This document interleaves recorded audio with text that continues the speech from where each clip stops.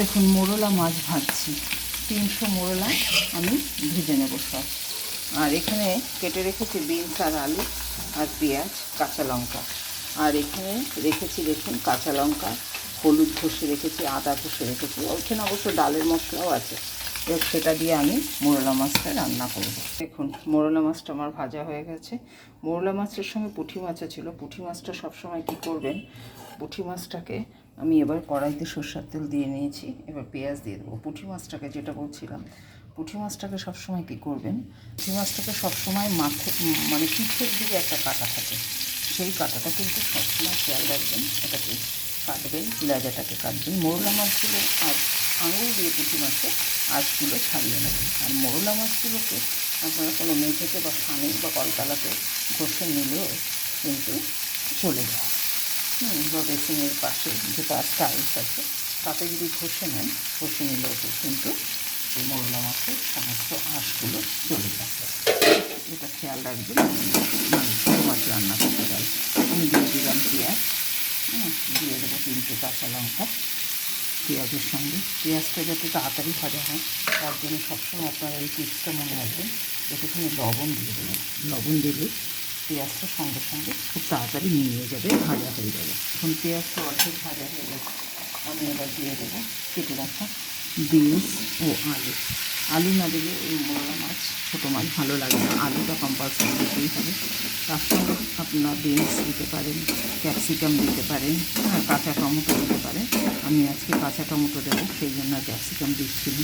এবার এটাকে আমি ঢেকে নেবো কিছুক্ষণ।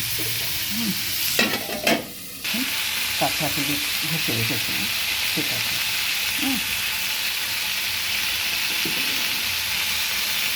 আমি সাঁতলানোর সময়, ভাজার সময় না দিয়ে দিলে আমি গুঁড়ো হলুদ খাবো না, ওই জন্য কাঁচা হলুদটা শরীরের জন্য ভালো। ভাজার সময় দিয়ে দিতে হবে, না হলে কাঁচা হলুদের একটা গন্ধ বেরোয়, কাঁচা গন্ধটা চলে যায় ভাজার সময় দিয়ে দেবে। এবং কালারটা একদম ওদের মতন, সেই গুঁড়ো হলুদের কালারের মতো মাছের ক্ষেত্রে যদিও না হয়, বাসন্তী কালার হয়, কিন্তু এটা শরীরের জন্য ভালো। কাঁচা হলুদ খাওয়া, সেই হিসেবে আমি রান্নাতে কাঁচা হলুদটাই ব্যবহার করি। দেখুন ভাজার সময় কাঁচা হলুদটাও দিয়ে দিলাম। এখন হলুদের রঙও হয়েছে, ভাজাটা লেগে লেগে যাচ্ছে, দিয়ে দিলাম আমি কাঁচা টমেটো। আপনাদের যদি ঘরে কাঁচা টমেটো না থাকে, আপনারা পাকা টমেটোই একটু মাছের মধ্যে দেবেন, এই মাছের টমেটো দিলে খেতে ভালো লাগে। দিলাম জিরের গুঁড়ো, দিলাম ধনের গুঁড়ো, দেব আর একটু লবণ,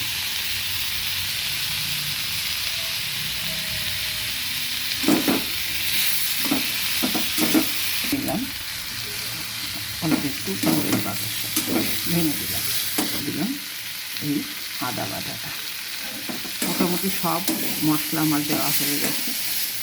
এটা লেগেও আসছে, আপনারা মাছের মধ্যে গরম জল দিয়ে রান্না করতে পারেন।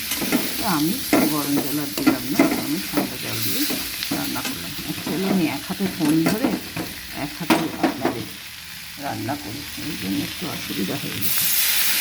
জল দিয়ে দিলাম, আপনারা ইচ্ছে করলে গরম জল দিতে পারেন, তাতে আরও টেস্ট ভালো হয়। আমি ঠান্ডা জলই রান্না করেছি। এবার এটা হতে থাকবে, আমি একটু ঢেকে দেবো। সবজিটা যতক্ষণ সেদ্ধ না হচ্ছে, তারপরে মাছ দেবো।